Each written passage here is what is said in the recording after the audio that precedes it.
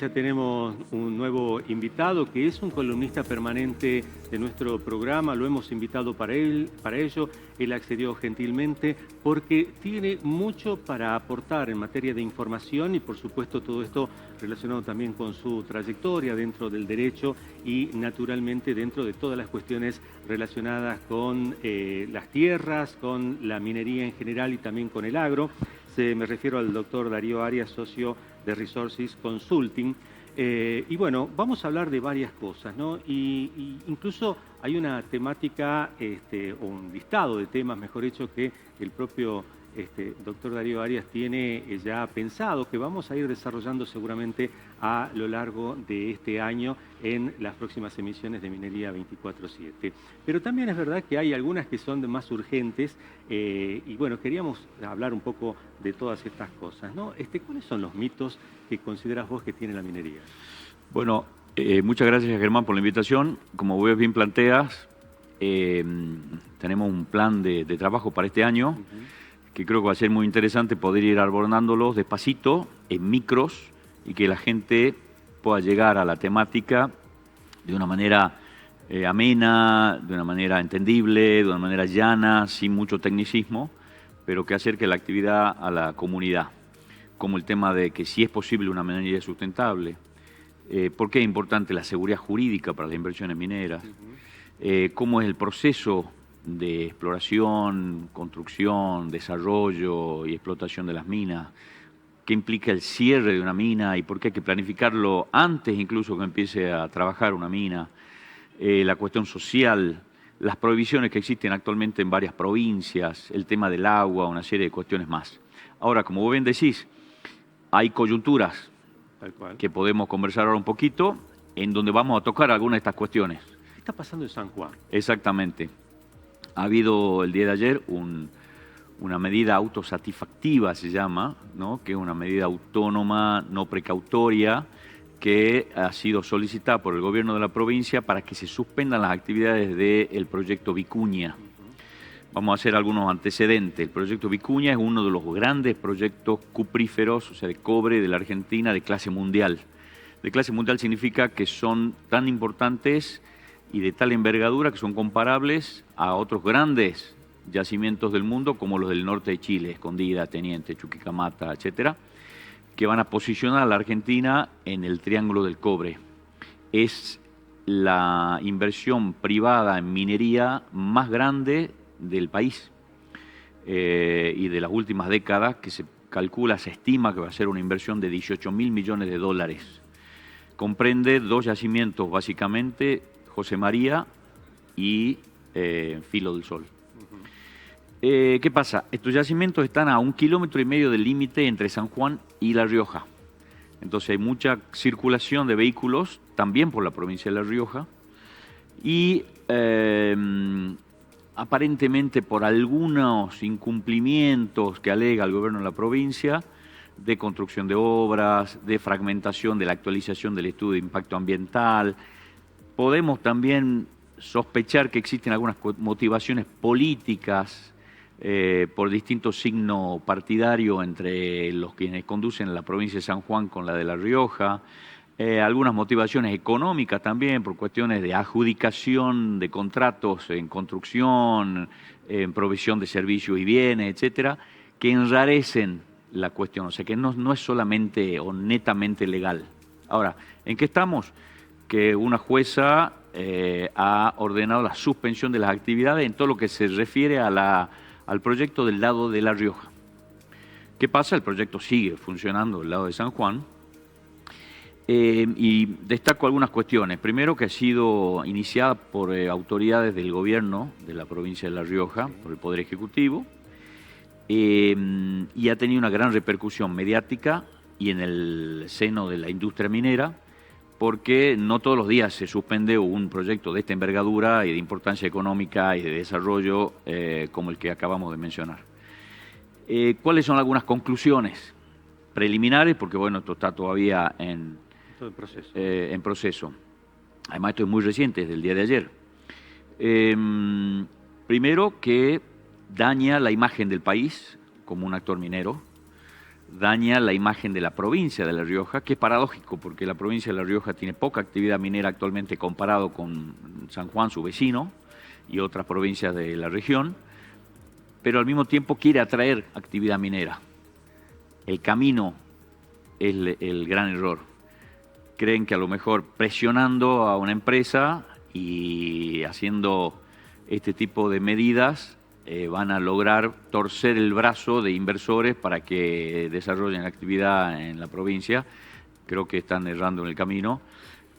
Como decíamos alguna vez, al inversor hay que seducirlo, hay que atraerlo, porque los grandes capitales mineros compiten entre sí y compiten todos los distritos mineros, no solamente del país, sino de grandes regiones.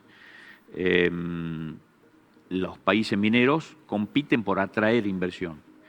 Este tipo de medidas, bueno, nos perjudican en general, no solamente como país, sino también como provincia y como región y como destino de inversiones mineras.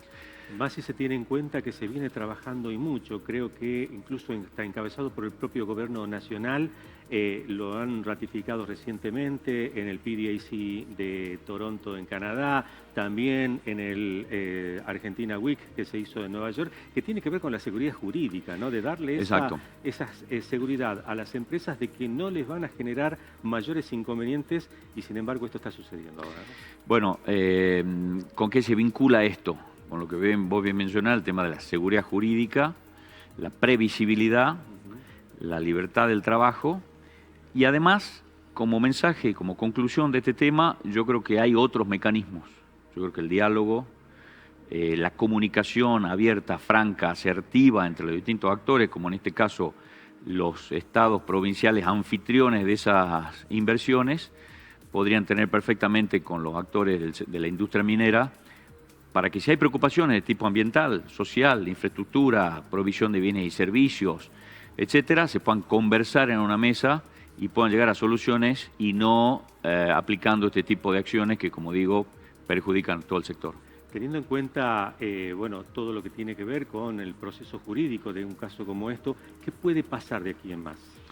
No, bueno, la empresa seguramente si ha detectado la autoridad que existen algunas fallas, como la actualización fragmentada del estudio de impacto ambiental, o si hay incumplimiento en alguna infraestructura que se haya comprometido a construir, etcétera, se pondrá a derecho, cumplirá y inmediatamente levantarán las medidas restrictivas o la imposibilidad de circulación. Eso es otra cuestión. No se puede prohibir el tránsito en medios de comunicación, caminos, rutas, etcétera, del país, porque estamos violando derechos constitucionales. ¿Y cuál ha sido la reacción de la minería en la región?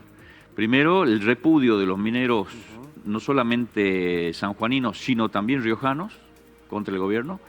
Y segundo, que la empresa ha dicho, bueno, vamos a restringir todo lo que se pueda del tráfico y el tránsito por la provincia de La Rioja, vamos a tratar de hacer más cosas en San Juan y menos en La Rioja.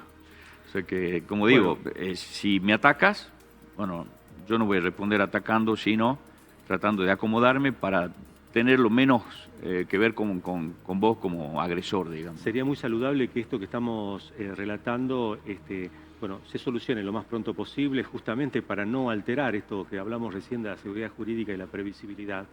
Y además, ¿puede llegar a sentar esto, y esta es una pregunta, algún antecedente, teniendo en cuenta que en algún momento podríamos llegar a tener una reactivación del proyecto Taca Taca? Y ese proyecto también tiene una fuerte vinculación con Catamarca, si bien es cierto, está del lado salteño, pero estamos ahí más cerca, ¿no es cierto? ¿Podríamos llegar a tener algún problema también con la provincia de Catamarca en ese aspecto? No. Bueno, Taca Taca no está tan cerca del límite. Lo que estamos sí sobre el límite es todos los yacimientos y fuentes de los salares de Hombre Muerto, que están sobre el límite. Y hay algunos yacimientos, salares incluso compartidos entre ambas provincias, son interprovinciales. Yo creo que la mesa del litio apunta justamente a esto, a la coordinación entre las distintas provincias vecinas que actúan como región y que entonces evitan este tipo de discordancias que pudieran haber. Y si las empresas, que como generalmente sucede, se conducen en cumplimiento estricto de las normas y la protección ambiental, no tendría por qué haber este tipo de cuestiones. Darío, ya para darle un cierre a tu columna, contanos un poco qué sigue de aquí en más, qué vamos a ir viendo en los próximos programas. Bueno, como digo, yo creo que el tema primigenio, más genérico y de mayor discusión es el tema de la sustentabilidad de la actividad minera. ¿Es posible actividad minera sustentable?